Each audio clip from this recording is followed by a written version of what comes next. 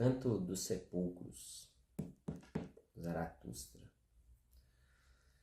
Bom, no final aí do capítulo do Canto da Dança, foi o último capítulo, né?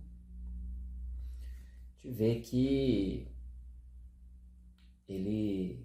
o Zaratustra aí, retoma a realidade, né? Que é de estar sozinho, né? Que é o tema lá do Canto Noturno, vem desaguar aí no Canto da Dança, né? Tem a ver com relacionamento com mulher, e ele meio que faz uma reavaliação, uma relembrança do relacionamento das duas mulheres, de quem ele gostou mesmo, né? Foi a Lu e a Cosima, aquela história da vida e do conhecimento, e termina por perceber, né, que se lasca, né? Finalzinho do último capítulo. E nesse capítulo do Canto dos Sepulcros ele vai mais além, né? Porque aquele movimento que é feito em relação ao relacionamento que ele teve com as mulheres, né, que é o que é feito no Canto da Dança, agora ele estende essa questão a tudo que ele tinha de bom, de interessante, de bonito, que ele chama das lembranças mortas da juventude, né? E esse capítulo, Canto dos Sepulcros, eu tenho para mim que é uma elegia aí, né? A morte da inocência juvenil, né? Então ele ainda vai mais a fundo. Se o capítulo anterior foi uma espécie de morte da inocência em relação às mulheres sexualmente falando, né? Nesse ele vai mais além e retoma a questão da inocência juvenil. Ele fala, né, que esperavam a coisa e sempre os outros iam lá e sujavam aquilo. E que as coisas que ele tinha como de valor foram sujadas e mortas, né, que a palavra que ele usa é isso, né, mortas mesmo, foi para atingir ele. Né, para atingir ele. E ele fala, meus inimigos isso, meus inimigos aquilo. E a primeira questão que surge, acho que nesse capítulo aqui é, tá, mas que inimigos são esses, né? Que sujaram os caminhos que ele queria passar, que lascaram com as coisas que ele gostava, que estragaram a generosidade dele, fizeram isso e aquilo. Quem são os inimigos? Primeira questão de importância que surge nesse capítulo, e talvez a única, né? Eu fiquei matutando sobre isso muito tempo. Quem são os inimigos ao qual ele se refere? Bom, tem alvos fáceis aí, né? Se a gente for pensar, né? A sociedade como um todo, a família, né? As pessoas que vão adestrando, porque ele fala de juventude. Então, à medida em que ele vai passando pelo processo de adestramento, os sonhos, os desejos, as vontades vão sendo sujadas e destruídas, né? Tanto pelo processo de adestramento em si, né, no qual participa a família, a escola, a igreja, né? Ele era filho de pastor, e ele, Nietzsche, né? Era filho de pastor, mas fazendo um pensamento, uma análise mais acurada, eu creio que o inimigo aqui é um inimigo interno, né? Óbvio que esse processo de adestramento ele vem de fora a dentro, né?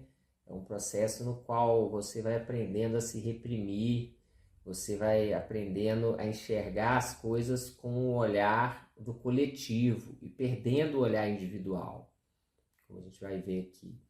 Mas quem dá a facada final é nós mesmos, né? É si mesmo.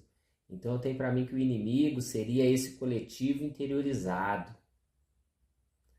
Então teria uma coisa assim a ver com o supereu do Freud, né? Superego, como é traduzido aí no Brasolino, né? Vindo da tradução do inglês. né? Coisas de Brasil. Então tem para mim que esse inimigo é o superego, cara. Esse é o inimigo. O inimigo é o processo de adestramento interiorizado, que vai minando e sujando todas as esperanças, todos os valores, todas as ideias de juventude, que é o que acontece, né? Isso me lembra, esse capítulo aqui, o Canto dos Sepulcros, inclusive, me lembra aqui aquele aforismo do Aurora. Eu vou pegar ele aqui, quer ver? Peraí. Aqui, ó. É o aforismo 455 aqui do Aurora. Ele diz o seguinte: tal como agora nos educam, adquirimos primeiro uma segunda natureza e a temos quando o mundo nos considera maduros, maiores de idade, utilizáveis. Alguns poucos são cobras o bastante para um dia desfazer-se dessa pele, quando, sob seu invólucro, sua primeira natureza tornou-se madura.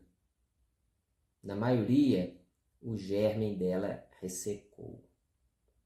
Esse capítulo do Canto dos Sepulcros fala disso. Por quê? Porque nós vamos ver aqui, né, que ele fala da morte, do assassinato, na verdade, né? Dessas aspirações, desses sonhos, desses ideais que estão sendo mortos, né? E só que, o que ele vai dizer, né, para usar os termos do Aurora aqui? A primeira natureza, que é aquela originária, ela se mantém forte, que ele vai chamar aqui de vontade. E essa vontade é que arrebenta os sepulcros e faz com que a coisa ande, avance, né? Que ele vai dizer que só onde há morte, ele vai dizer, ó, apenas onde há sepulcros há ressurreições. Mas para que haja essa ressurreição, é preciso que se tenha essa vontade, né? É preciso que o germe não seque, como diz no Aurora.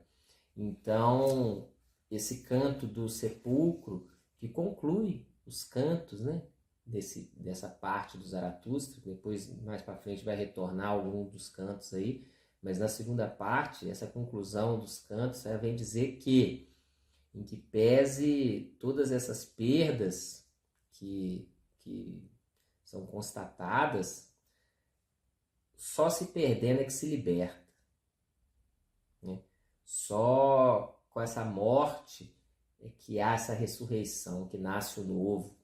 Então, em que pese todas essas sensações de solidão, de tristeza, de desamparo, né? Que é esse desespero, esse desamparo, essa solidão é que faz com que surja um novo, né? Essa é a ideia do Canto dos Sepulcros aqui. E vamos lá, né? Eu diria que aqui ele vai relatar o assassinato da inocência, né? E é preciso perder a inocência para que você tenha noção de que aquilo era inocente, né? Aquele negócio do Jesus Cristo na Bíblia, que inclusive o Nietzsche fala nos fragmentos póstumos sobre isso, que é o seguinte: é preciso tornar-se criança, né? E como o Jung fala muito aqui nos seminários, é uma conclusão óbvia, para se tornar criança, é preciso que você tenha deixado de ser criança. Então não é permanecer criança, né? É você perder a inocência, perder a infância e você retornar a ela. Porque só assim você tem a verdadeira noção, né, o verdadeiro sentido do que é a inocência da criança. É o que diz o Aurora aqui, que eu acabei de ler, né? Você ganha primeiro a segunda natureza, que é a natureza que eles falam, ó, você já tem essa segunda natureza quando você consegue passar pelo processo de adestramento. Você se torna útil, responsável, capaz, adulto, né? Só depois de passar por isso é que você consegue ir atrás da sua primeira natureza, né? Fazendo essa analogia, só depois de deixar de ser criança é que você é capaz de perceber a inocência da criança e tentar se tornar uma criança, né? Esse O Canto dos Sepulcros vai mais ou menos por esse caminho. Vamos ver? Ó, ali está a Ilha dos Sepulcros, a silenciosa. Ali também se acham os sepulcros de minha juventude. Para lá quero levar uma sempre verde coroa da vida. É o Zaratustra falando. Assim decidindo em meu coração, atravessei o mar. Ó imagens e aparições de minha juventude, ó olhares de amor, momentos divinos, morrestes depressa para mim. Hoje me lembro de vós como de meus mortos, né? Questões da juventude e tal, né? De vós, meus mortos queridíssimos, vem-me um doce aroma que desata o coração e as lágrimas. Em verdade, ele abala e solta o coração do navegador solitário. Sou ainda o homem mais rico e mais invejável, eu, o mais solitário, porque vos tive e vós ainda me tendes. Dizei, a quem como a mim caíram nas mãos esses jambos? Ainda sou herdeiro e canteiro de vosso amor, florescendo em vossa memória, de virtudes agrestes e coloridas, ó mais que amados. Ah, nós fomos feitos para permanecer próximos, suaves e estranhas maravilhas. Não como tímidos pássaros viestes a mim e ao meu desejo. Não, viestes como confiantes àquele que confia. Sim, feitos para a fidelidade, como eu, e para meigas eternidades. Quero agora denominar-vos de acordo com vossa infidelidade, ó olhares e momentos divinos. Nenhum outro nome aprendi ainda. Aí essa questão da fidelidade e da infidelidade é outra questão que fica aí, tal qual a do inimigo que nós vamos ver, né? Que eu já disse aí no começo do vídeo. Em verdade, depressa demais morrestes para mim, fugitivos. Mas não me fugisteis, nem eu vos fugi. Somos inocentes um para o outro em nossa infidelidade. E aí percebam, né? A fidelidade é dos valores consigo mesmo, os valores inocentes de juventude. E ele vai dizer, por que a gente se separou? Eu e os meus valores e tudo. Né? Nós que éramos fiéis e tínhamos esse juramento de fidelidade. Por que ele diz que nenhum dos dois fugiu, né? nem o valor fugiu de si, nem ele fugiu do valor? Que na verdade eles são inocentes um para o outro em relação a essa infidelidade que fez com que eles se traíssem, né? Ele se desviasse do caminho. Por quê? Aí que vem a parada aqui.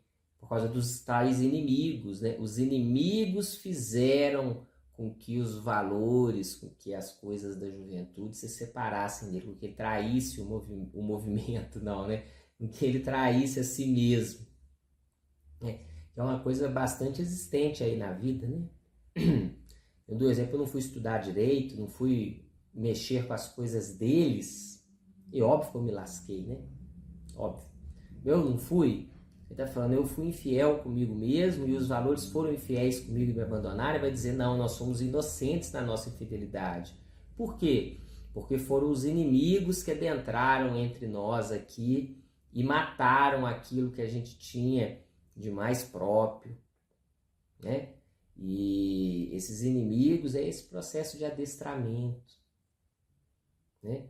É uma coisa, cara, nossa, como eu ouvia, né, quando era moleque, você é criança ainda. Quando você crescer, você vai entender que as coisas não são assim. É porque você é criança, você vai ver só. Você é moleque, você vai ver, né? Aí nessa eles vão matando. Você fala isso porque você não trabalha. Quando você começar a trabalhar, você vai ver. Não é assim. Você não tem filho. Quando você tiver filho, você vai ver. E aí você vai passando por isso, né? E até hoje, eu com 40 anos escuto isso, né? Tempo atrás aí não tive que ouvir, você pensa isso porque você é de família abastada, né? Se você fosse pobre, se você fosse comum igual nós, você não tava com essas ideias malucas. Aqui, ó, aqui, ó, aqui, ó. Até hoje, mano, é falado isso. Até hoje. Eu pensei que eu não ouviria mais essas coisas, né? Difícil. Até hoje a gente escuta essas paradas, né? Mas essa inocência da infidelidade é isso, né? Foi o adestramento que infiltrou na relação de si consigo mesmo e fez com que Zaratustra, no caso, se afastasse de si mesmo, né? Se afastasse da sua juventude. Olha as imagens que ele coloca aqui, ó. Para matar a mim, estrangularam a voz. Pássaros canouros de minhas esperanças. Sim, contra vós, queridíssimos, a maldade sempre lançou flechas para atingir meu coração. E esse é um insight muito foda desse capítulo, e que ele vai dando várias imagens disso, porque o insight foda que ele dá aqui, o Nietzsche e o Zaratustra, é que é o seguinte: quando as pessoas dizem, olha, você está mexendo com isso, né? É rebelde aos 15 e reacionário aos 30. Você tá mexendo com essas coisas aí, você tá falando nessas paradas porque você é inocente, essas paradas não valem nada, isso é mentira, isso é loucura. Isso é porque você é filho de papai, você é Mauricinho. A realidade não é assim. Qual que é o insight que ele tem aqui? Atacam essas coisas e esses valores não porque as pessoas são contra essas coisas e esses valores, mas porque elas são contra você. Essas coisas são a sua essência. Ao atacá-las, eles estão querendo matar você. É você que é o alvo. É você que elas não gostam. Elas querem te destruir. E ao invés de destruírem você, elas atacam essas coisas porque elas sabem que essas coisas são aquilo que de mais profundo, de mais importante tem no seu coração, na sua vida, na sua existência. Ao atacar aquilo, elas estão atacando você, porque elas sabem que se você deixar de se ligar nesses valores, você morre, você se torna outra pessoa. É você que é o alvo, esse é o grande insight aqui. As pessoas não querem seu bem, cara. No discurso consciente, pode ser que elas estejam, né, no discurso manifesto, pode ser que elas estejam falando, não, eu gosto, elas podem até pensar que gostam, que querem o seu bem, mas o latente, o verdadeiro, elas querem te foder, mano, fazendo isso. Esse é o grande insight desse capítulo. Ó, para matar a mim, estrangularam a vós, pássaros canouros de minhas esperanças. Sim, contra vós, queridíssimos, a maldade sempre lançou flechas para atingir meu coração. E atingiu. Pois sempre fostes meu bem mais querido, minha possessão e o que me possuía. Por isso tivestes de morrer jovens e cedo demais. Contra o que eu possuía de mais vulnerável foi lançada a flecha. Isso éreis vós, cuja pele é como uma penugem, e mais ainda, como o sorriso que morre a um simples olhar. Mas esta palavra quero dizer a meus inimigos, que são todos os homicídios comparados ao que me fizeste? Porque aqueles desejos, aquelas vontades, aquelas ideias, aquela parada, era o que tinha de mais puro e inocente, né? Era um desejo puro de criança, de juventude, que foi morto por eles para matar você. Para matar você. E matou, né? Mas aqui vai falar da ressurreição, mano. Isso que é interessante. Fizestes algo pior do que qualquer homicídio. Tirastes de mim o que é irrecuperável. Assim vos falo, meus inimigos. Quer ver um exemplo muito comum? Puberdade. Puberdade. A sexualidade da puberdade é uma sexualidade que só existe ali. É descoberta do corpo, né? A inocência do puro prazer, pelo prazer, né? Sem esperar qualquer outra coisa, descoberta, tudo. Isso é tirado. Isso é tirado. As pessoas, né, os adolescentes em puberdade não podem viver a sexualidade. Isso é irrecuperável. Depois que passou a puberdade, acabou, cara. Acabou. É igualzinho o neném mamando no peito da mãe. Sacou? Passou aquela fase, acabou. Você não mama no peito mais, mas já foi, porque o corpo já virou outra coisa, já é outra fase. É irrecuperável. E é isso que eles fazem. Eu estou dando exemplo aqui da puberdade e sexualidade porque é universal, né? Todo mundo passa pela puberdade e tudo. E a maioria esmagadora das pessoas não experimenta a sexualidade nessa época. É irrecuperável. E não experimenta porque os velhos não deixam. Os doentes não deixam. Né? Hoje cria esse movimento NoFap, movimento eu vou esperar, não sei o quê. Você vai esperar, sabe o quê, cara? Você vai esperar a sua morte, seu doente. Você vai esperar a sua morte. E o diacho é que eu tenho que conviver com você, sujando o ar que eu respiro, porque você respira, sujando, cagando, mijando. Eu sou obrigado a conviver com isso.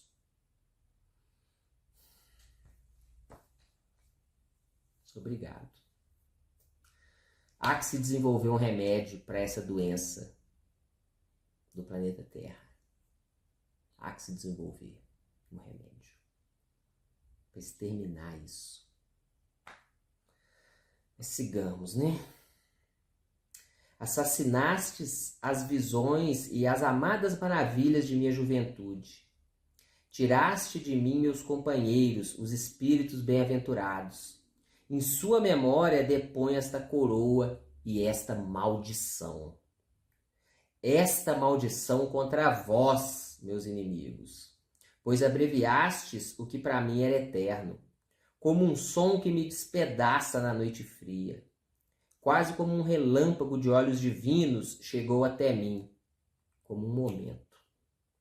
Assim falou-me a pureza um dia, em boa hora. Divinos serão para mim todos os seres. Então me assaltastes com sujos fantasmas. Ah, para onde fugiu aquela boa hora? E detalhe, tá? Essa frase, divinos serão para mim todos os seres. E a frase seguinte, sagrados serão para mim todos os dias. Em verdade, né, assim falou um dia a pureza de minha juventude. Em verdade, a fala de uma Gaia sabedoria. Essas duas frases são frases do Emerson. Né? O Paulo César de Souza põe numa nota de rodapé aqui.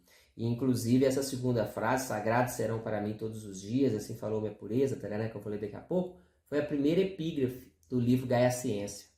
Na primeira edição do Gaia Ciência, a epígrafe do livro é essa frase do Emerson. E aqui ele começa a dar os exemplos. Porque, minha pureza um dia falou, divinos serão para mim todos os seres. Aí vem o adestramento e fala, com sujos fantasmas, né?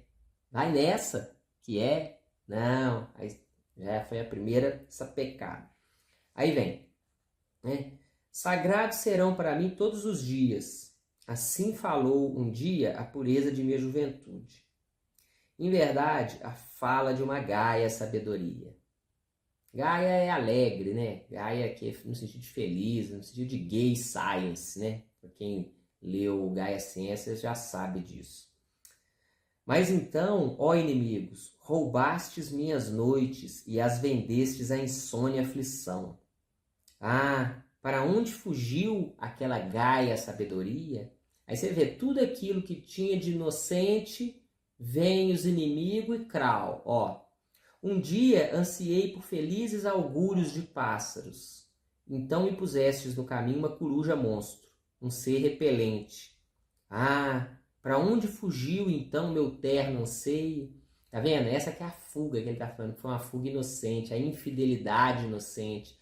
porque jurou-se fidelidade a si mesmo e o adestramento foi criando a cisão, a separação entre o que se é e o que se tem de ser. E o que se é fugiu, né? Foi infiel e ficou aí o que tem de ser. E tudo que tem de ser, veja, é sujo, fudido. Um dia jurei renunciar a todo nojo. Então transformastes meus próximos e vizinhos em pústulas. Ah, para onde fugiu meu mais nobre juramento? Como cego percorri caminhos bem-aventurados um dia. Então jogastes imundície no caminho do cego, e agora o enoja sua velha trilha de cego. E, quando fiz o que me era mais difícil e festejei a vitória de minhas superações, então fizestes os que me amavam gritar que eu os feria mais que nunca. Esse capítulo aqui é um capítulo bem Aurora, né? Porque vários trechos aqui tem aforismos do Aurora que remetem, né? Esse aqui, né, tem um aforismo que diz, né, que a cada superação de si mesmo, as pessoas ao seu redor se escandalizam, né? Porque as pessoas querem que você siga o caminho delas. Se você segue o seu próprio caminho, você já não serve mais, né? Igual tá falando aqui, você está ferindo os outros, né? É preciso que você negue a si mesmo em benefício do próximo. Em verdade, este foi sempre o vosso agir. Estragastes meu melhor mel e o zelo de minhas melhores abelhas. Sempre enviastes os mais insolentes mendigos para a minha caridade. Em torno de minha compaixão, juntaste sempre os desavergonhados incorrigíveis. Assim, feristes minha virtude em sua fé. E, dando eu em sacrifício o que me era mais sagrado, rapidamente vossa, entre aspas, devoção lhe punha ao lado as mais gordas oferendas, de modo tal que nos fumos de vossa gordura sufocava ainda o que me era mais sagrado. E certa vez eu quis dançar como nunca havia dançado, para além de todos os céus eu quis dançar. Então aliciastes meu cantor mais querido, e ele entoou uma horripilante, pesada melodia. Ah, trombeteou em meus ouvidos como uma sombria trompa. Cantor assassino, instrumento da maldade, inocentíssimo, engraçado esse inocentíssimo aqui, né? Já me achava pronto para a melhor das danças. Então assassinaste com teus sons o meu enlevo. Apenas na dança sei falar o símile das coisas mais altas. E meu mais alto símile permaneceu não dito em meus membros. Por quê? Porque a dança, o canto que seria dançado foi estragado pelos inimigos. Então, a mais alta realização que seria feita ficou estancada por conta disso, né? Não dita e não redimida permaneceu minha mais alta esperança, e morreram-me todas as visões e consolações de minha juventude. Agora vamos lá. Como pude suportar isso? Como superei e venci essas feridas? Como ressurgiu desses sepulcros minha alma? Sim, algo invulnerável, insepultável está em mim, que explode rochedos. Chama-se minha vontade. Silenciosa e inalterada, avança através dos anos. Seu caminho quer andar com meus pés, minha velha vontade. Dura de coração é sua têmpora, e invulnerável. Invulnerável sou apenas em meu calcanhar. É engraçado, né? Ele faz uma brincadeira aqui com o calcanhar de Aquiles, né? Que o Aquiles era invulnerável em tudo. Só era vulnerável no calcanhar, né? O calcanhar de Aquiles. E aqui ele diz, invulnerável sou apenas em meu calcanhar. Ou seja, ele é vulnerável como um todo, né? Ele está sujeito a ser ferido, a ser morto. Ainda, invulnerável sou apenas em meu calcanhar. ainda e sempre vives e és igual a ti mesma, pacientíssima, sempre rompeste por todos os sepulcros. Em ti vive o que ficou irridento, é irresgatável, né? O que ficou para trás, né? Em ti vive ainda o que ficou irridento de minha juventude. E, como vida e juventude, estás aqui sentada, esperançosa, sobre amareladas ruínas de sepulcros. Sim, ainda é, para mim, a destruidora de todos os sepulcros. Salve, ó minha vontade! E apenas onde há sepulcros, há ressurreições. Assim cantou Zaratustra. Bom, uma forma simbólica, imagética, né, de falar aquilo que foi dito no aforismo da Aurora que eu li ali, né, da segunda natureza. Se a primeira natureza, que é a natureza original, se mantém viva, se mantém ainda o seu germe vivo, hora que romper, ninguém segura. Aquelas questões, ideias, desejos, aquilo que se é, que foi, como ele disse aqui, irridento da juventude, consegue renascer, ressurgir. Né? Ele está chamando aqui de vontade. Então essa vontade se projeta para frente, é a vontade que se projeta na ressurreição. Né? Apenas onde há sepulcros, há ressurreições. E a ressurreição aqui há de acontecer. Né? E acontece, e vem de uma forma mais forte. Né? Remetemos aqui de novo ao Jesus, né? Preciso tornar-se criança. Tornar-se criança é o quê? Superar o adestramento do qual você foi passado, né?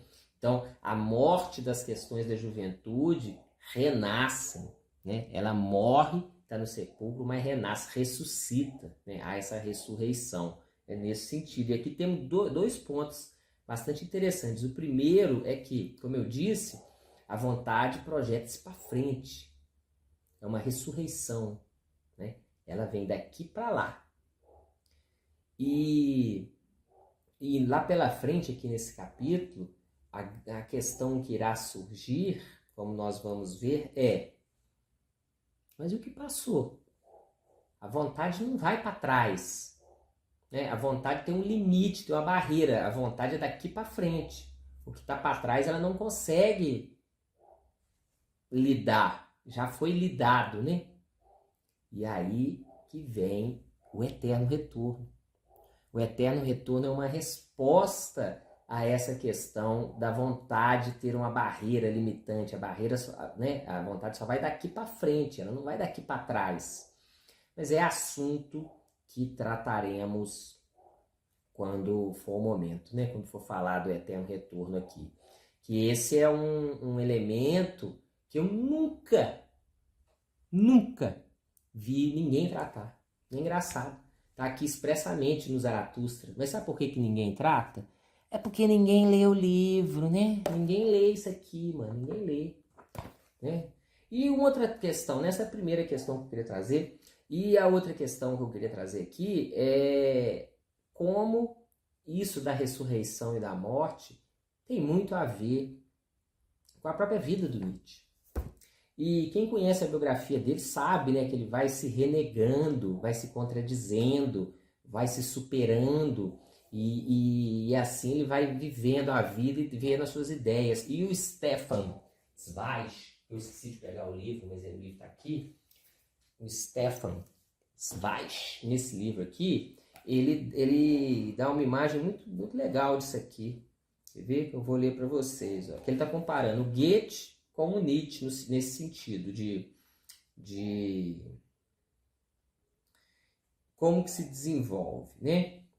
O Goethe desenvolve-se com paciência, com uma força tenaz que aumenta constantemente e com todo o crescimento simultaneamente por resistência da autodefesa. Enquanto o de Nietzsche acontece sempre com violência, uma veemência abrupta da vontade. Goethe cresce sem sacrificar uma só parte de si. Nunca precisa se renegar para ascender. Nietzsche, ao contrário, o homem mutante, precisa sempre se destruir para se reconstruir. Todas as suas conquistas e descobertas resultam de automutilações e crenças perdidas, de decomposição. Para ascender, precisa sempre descartar partes do seu eu, enquanto Goethe não sacrifica nada e só transforma e destila quimicamente. Nada de antigamente, do passado, se conserva válido e incontestado. Por isso, suas diversas fases não se agrupam fraternalmente, e sim de modo hostil, falando Nietzsche, né? Sempre ele está no caminho de Damasco. Não goza de uma única conversão da sua fé e do seu sentimento, e sim de muitas, pois cada novo elemento intelectual não apenas penetra em seu espírito, como até em suas tripas. Nele, descobertas morais e intelectuais se transformam quimicamente em outro fluxo sanguíneo, outro sentimento, outro pensar. E por aí vai, né? Veja que essa fala do Nietzsche aí no Canto dos Sepulcros a respeito dessa questão, né, da morte, dos ideais, da inocência, da juventude e da ressurreição, que é quando esses ideais, essas paradas voltam e voltam de uma maneira muito mais forte, muito mais plena, porque passaram por esse filtro da luta, né? Tornar-se criança, como diz Jesus Cristo, quer dizer, você deixou de ser criança, e aí você faz a luta para virar criança de novo. A inocência trágica. Por que é uma inocência trágica? Porque é uma inocência sabendo do seu fim. Né? Uma coisa é você ser ingênuo. Outra coisa, né? Uma coisa é você acreditar em algo por você ser ingênuo.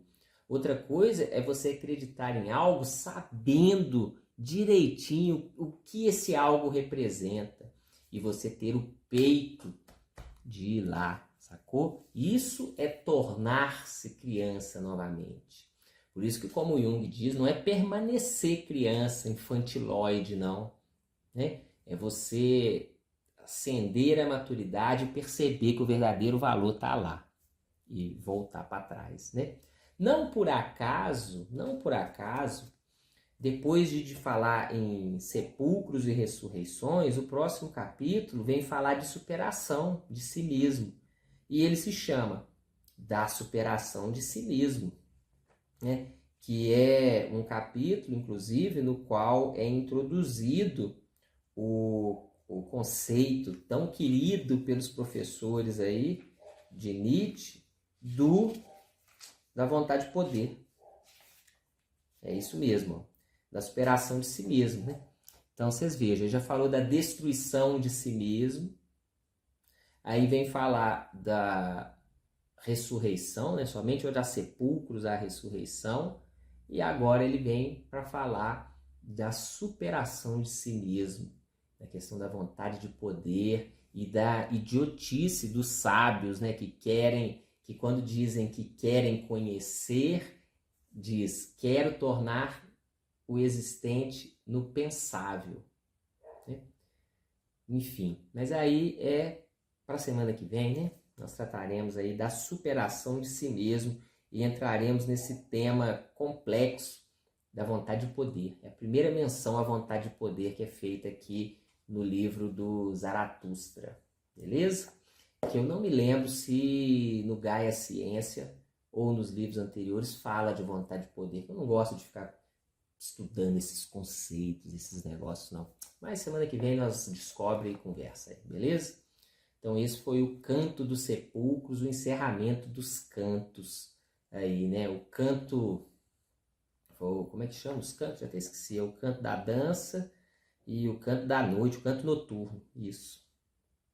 Semana que vem tem mais aí. Valeu!